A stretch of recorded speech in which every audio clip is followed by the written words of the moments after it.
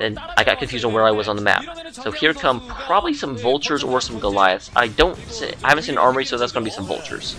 Oh, there is one siege tank. I did not see that. So there's some vultures coming in to try and clean this up. They'll probably be able to, but that siege tank is going to do quite a bit of damage because those vultures are sitting right there in the line. So every time that siege tank hits them, there are some SCVs that are taking some damage.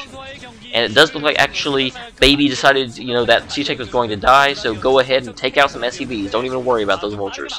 Which is probably smart. You know, an SCV costs 50 minerals, the vulture costs 75, and in the time lost mining, that SCV is actually going to cost more than the vulture. The vulture can just be remade, but the SCV, you know, is not going to be mining 8 minerals, and it's going to take a while for it to be replaced. Since they get 8 minerals a time, then if it makes 4 or more trips, you know, in the time it was building, well, yep, you just did more damage. Difference between an SCV and a tank, you usually want to try and go for the tank, although it really depends. But definitely always take an SCV over a vulture, every single time. That's not even a toss-up. So we still have Hoya, interestingly, is putting a lot of pressure on Baby. And Baby now has his 3rd base up, which it looks like Hoya... Wow, Hoya... Red's a little hard to see on this map, but it looks like Hoya is actually moving in toward both the natural and the... I guess even 9 o'clock at once. Wait, that's the 8:30.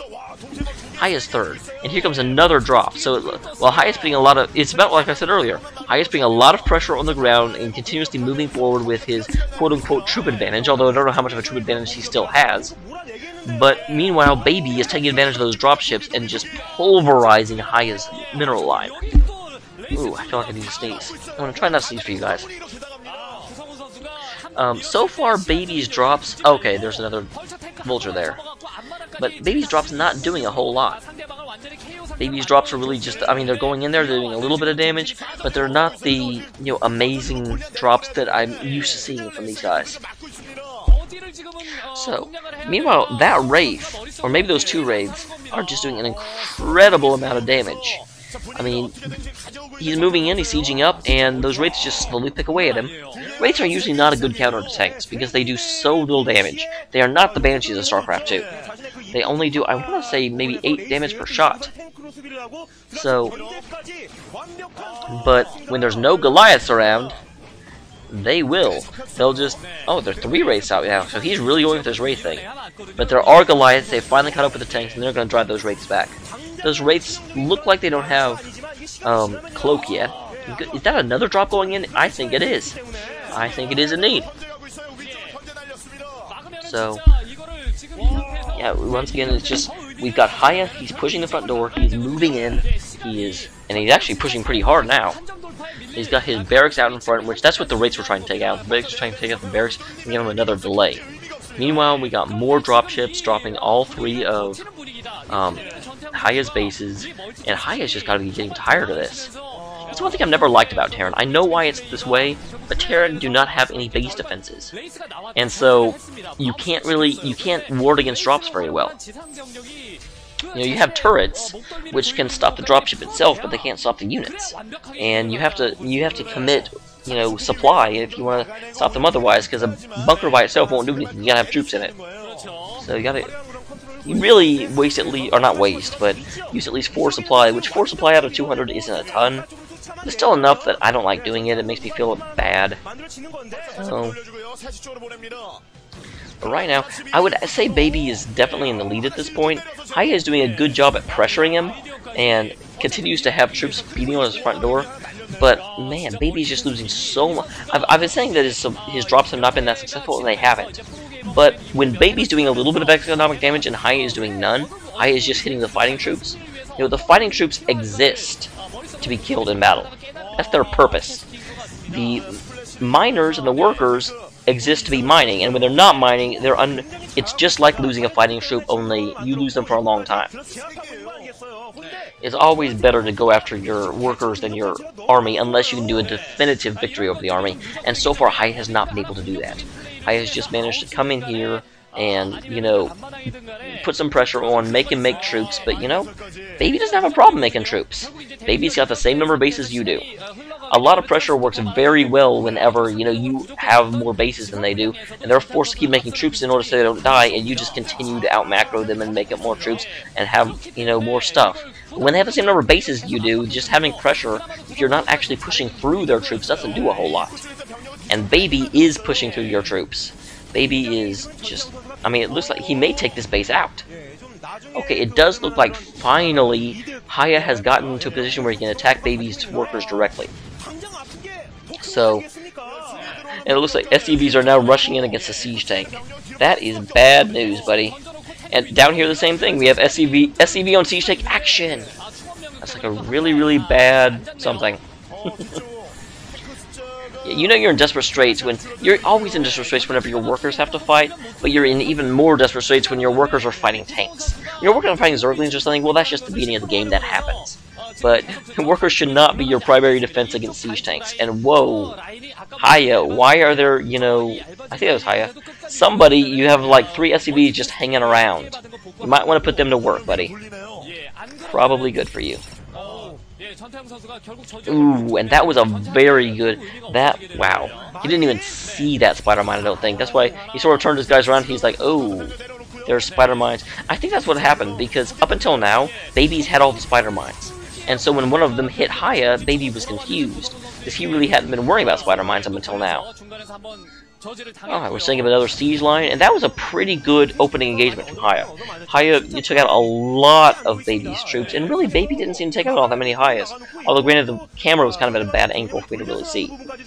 So, here comes back. There's so much happening in this game right now, I'm not really seeing. I see a dropship coming back, so I assume there was a drop. We didn't actually see it. So I don't know how successful it was or was not. And wow, for some reason Baby is not moving those SCVs. SCVs are within range and they keep getting shelled. So that's a bad thing. Baby, when StarCraft keeps yelling at you that your, you know, workers are under attack, or your troops are under attack, I don't think it actually distinguishes in StarCraft 1. But when it yells at you, you might want to move your workers. Don't just ignore the problem and hope it goes away. That will be bad for you. And there are quite a few dropships down there. So he is... Okay, here come... Hoya is starting to make his own dropships. That way he can sneak some troops in and, you know, regain his ninja heritage. So, and there are SCVs moving through the middle of the map. I'm not really sure why. Are they scouting for bases? I guess those are the repair SCVs. But all I'm seeing Baby's troops move around. I keep seeing them get blown up by siege tanks I can't see. That's one of the problems with televised terror matches. Siege tanks have such a range on them, you can almost never actually have both the attacker and the target in the screen at the same time. You can, but it makes it kind of weird. I mean, here you have them. You'll see he wants to, like, you know, we'll move up to see the full army, and then we can't see the attacker anymore. That must be kind of difficult. That's sort of like Modern Warfare. Actually, tanks are a lot like Modern Warfare. Because, you know, tanks have a longer range than they actually have sight. So, they've got long-range, you know, artillery. They can hit all over the place, but man, they need someone to go in on the ground and say, hey, I want you to hit here. Like, laser guide them. Not quite laser... You kind of get the idea. Someone has to go up and say, hey, there's an enemy here, shoot it. Okay. I can do that. That's not what a tank sounds like, but what a tank sounds like in my world. And it does look like, well, possibly both of them are getting expansion now. Although, wow, I'm seeing circles on a lot of the expansions, but I think those are just, yeah, those are just SCVs sitting there. So they're not actually expanding, and there's an SCV fight going on. Worker fight! Yeah, beat him up, get him. Yes! Hoya defended his area. And now, Baby knows that Hoya is trying to expand. Or at least Baby assumes Hoya is trying to expand. I shouldn't say knows. Yeah, that may have just been a ploy. Right now, it does look like they are both on 3 bases. But they're both poised to take a 4th and possibly a 5th. Because there's a lot of places around. And actually, it looks like Baby may have taken his 4th. Because there's that, you know, Blava Orange down at the 6 o'clock. There's a lot of, you know, yellow right there. Looks like more than just a couple of troops. Other ones still look mostly like troops, but that one... And we're getting into, you know, late Terran game, which, of course, the only difference between middle and late Terran game is upgrades. So I don't know if we're in mid or late, because they haven't clicked on a unit in a while. But now we've dropped dropship fleets moving around. Dropships are no longer the sole property of Baby. Hoya has now made some of his own, and they're having to set up their siege lines. Honestly, I have not seen that many siege lines in this game. I've seen like little siege, bushes, but not the, usually we have expansive, lines being drawn into sand and stuff going on. Now we're starting to see that, because the tank count is finally getting up enough that we can start fighting for the middle and pushing. This is shaping up to be a very long Terran game. Although, the way Terran goes, when you let your troops out here, one good drop can end it for the other guy. Or win it for you. I guess it'll end for both of you, but it'll end badly for the other guy. That's what I mean to say. So, there come the dropships going through, but of course the Goliaths are going to chase them out. And now, Hoya is going for a pincer attack. Pincer attacks are bad news for the Terran, and wow, that is not a very good line, baby. You want to stagger your siege tanks, but that is not staggered, that's clumped. Clumped siege tanks are bad, because you're going to run into other siege tanks. And yeah, here came his scout again, and he does see indeed that it looks like... Oh, that's... Wow. Hoya is actually getting the, top left corner. So that seems a little... I mean, it's technically the same distance from all this stuff, but it seems like the way the siege lines are being drawn, that's actually more in Hoya's territory.